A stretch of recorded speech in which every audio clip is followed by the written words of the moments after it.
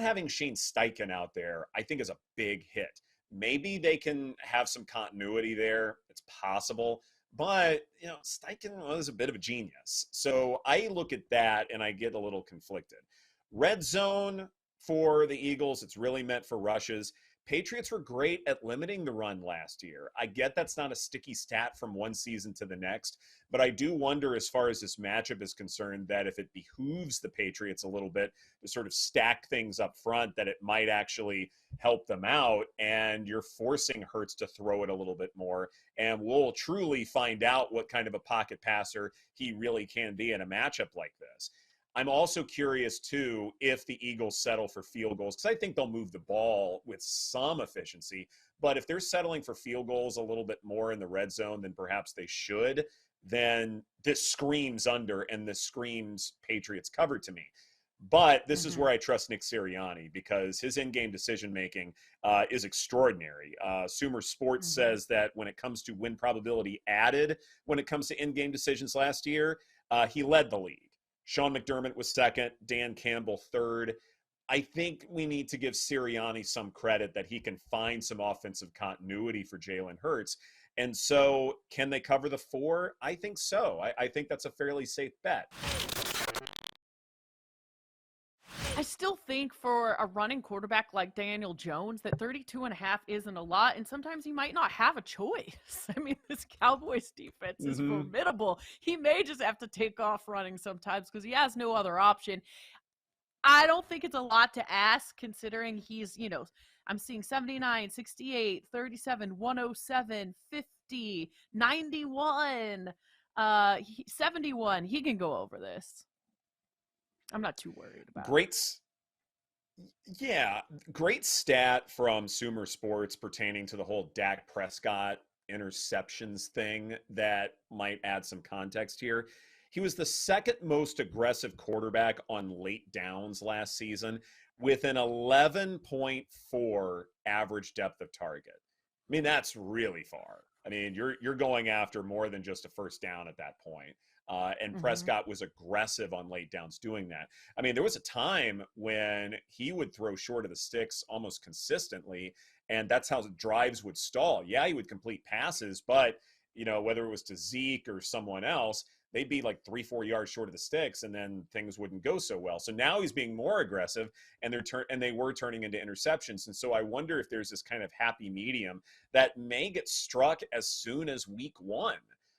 And maybe that's what Mike McCarthy is trying to balance, is that, okay, yeah, there were a lot of interceptions, led the league in them, but you also don't want Prescott to not be aggressive either. So there's got to be that middle ground that maybe they'll be able to strike. So that's perhaps room for optimism, why backing the Cowboys at -3 makes sense. Other than 2 is, and this is similar to the previous game, CeeDee Lamb may get covered, but Brandon Cooks could then go off. I don't think the Giants have the secondary to be able to take care of both guys. And so this may be a Brandon Cooks Cowboys uniform coming out party. I'm not looking at Keenan Allen props, but I give you one prop that I really like. Justin Herbert to throw an interception at +135. Okay. And look, I want to be clear when it comes to, thinking that maybe Justin Herbert will lead the league in interceptions or throw a lot more picks, things like that. That doesn't mean he's regressing. You can't just look at interceptions and say, okay, this quarterback is getting worse. I know it ends drives, but sometimes you overcome those interceptions with lengthy touchdowns, with deep shots that work out. You're just taking more risks. And look, if you're throwing a ball 50 yards downfield and it's an interception, how is that any different than a punt or just a stalled drive and then you have to kick it away? Like, there is no difference. And so not all interceptions are created equal. So even if you are the interceptions leader, like Matt Stafford was a couple years ago, and he won the Super Bowl. True. So it's not necessarily a stat that says you stink or the offense is getting worse. It just means that you're intercepted more, and that's about the extent of it. You don't want them. But when I look at, say, what this Kellen Moore-led offense is going to look like, Next Gen Stats did the work, so I didn't have to. Kellen Moore quarterbacks average 8.3 air yards per attempt. Last year, Herbert averaged 6.7 air yards per pass. 8.3 is a top 10 rate. 6.7 is near the bottom of the league. And you have Justin Herbert, who has this incredible arm. Why aren't you throwing it deep more often? I don't care that you're going to have more interceptions, and that may happen right away, and it's plus money, and that's just fine by me. Davante Adams. I can do that at a very minimum. This is a suspect Broncos secondary, and I wonder when you're looking at, say, wide receiver, cornerback matchups for the week, if this isn't the most favorable for any one receiver. I get that Jimmy G is throwing him the football, and certainly when it comes to deep shots, his accuracy is suspect. But maybe that just means Adams is more of a yak guy. He can adjust, I think. So I look at this and say, Davante Adams can go over his receiving yards prop. And that's the one area where I may back the Raiders maybe all season long. And then when it comes to Denver, I feel like this might be the biggest live betting opportunity because you need at least a drive or something to figure out what Sean Payton is trying to do. I feel like ultimately Russell Wilson's going to be utilizing the tight ends a good bit more. And so maybe tight end receiving props may be where I go ultimately when I think about how to bet on Denver. But from where to start, side total, don't like either. But Davante Adams over his receiving prop, let's go.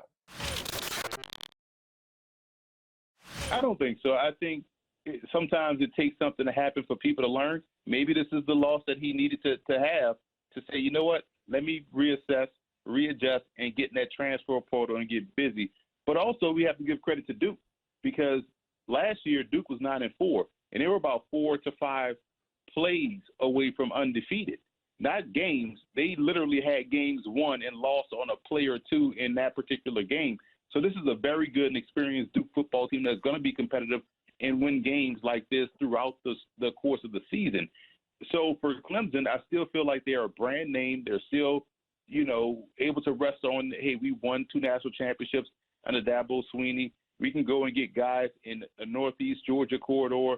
We own the state of South Carolina over the state school and University of South Carolina in terms of recruits. We can kind of go anywhere and get those guys, and they have a track record of developing O-linemen, D-linemen, wide receivers for the NFL. So they still have a lot going for them that they'll be able to overcome this loss to Duke. But this is not the Duke that we used to know.